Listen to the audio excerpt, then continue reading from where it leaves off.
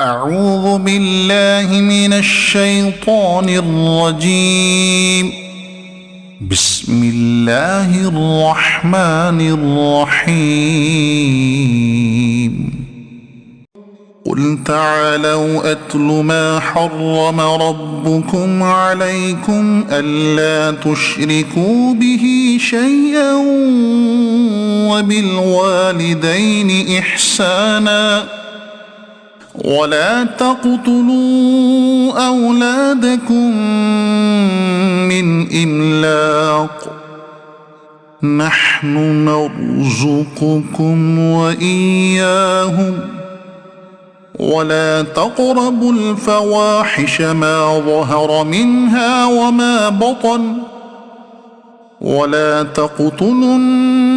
النفس التي حرم الله إلا بالحق ذلكم وصاكم به لعلكم تعقلون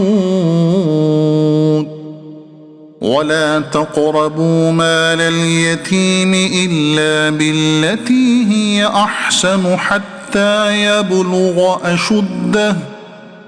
وأوفوا الكيل والميزان بالقسط لا نكلف نفسا إلا وسعها وإذا قلتم فاعدلوا ولو كان ذا قربى وبعهد الله أوفوا ذلكم وصاكم به لعلكم تذكرون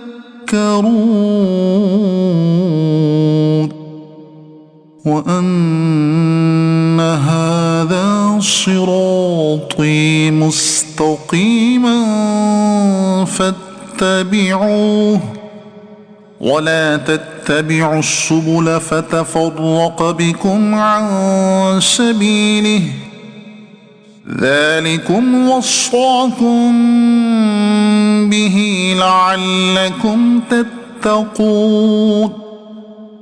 ثم آتينا موسى الكتاب تماما على الذي أحسن وتفصيلا لكل شيء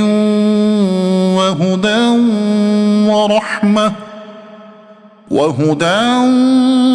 ورحمة لعلهم بلقاء ربهم يؤمنون وهذا كتاب أنزلناه مبارك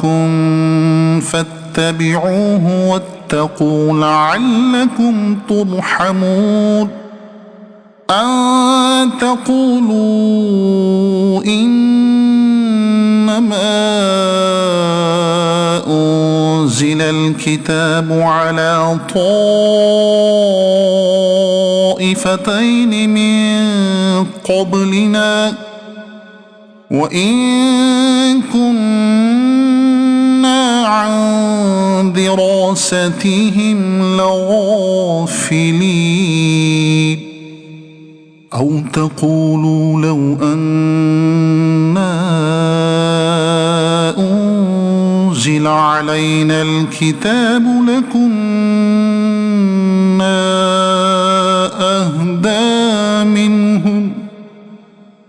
فقد جاءكم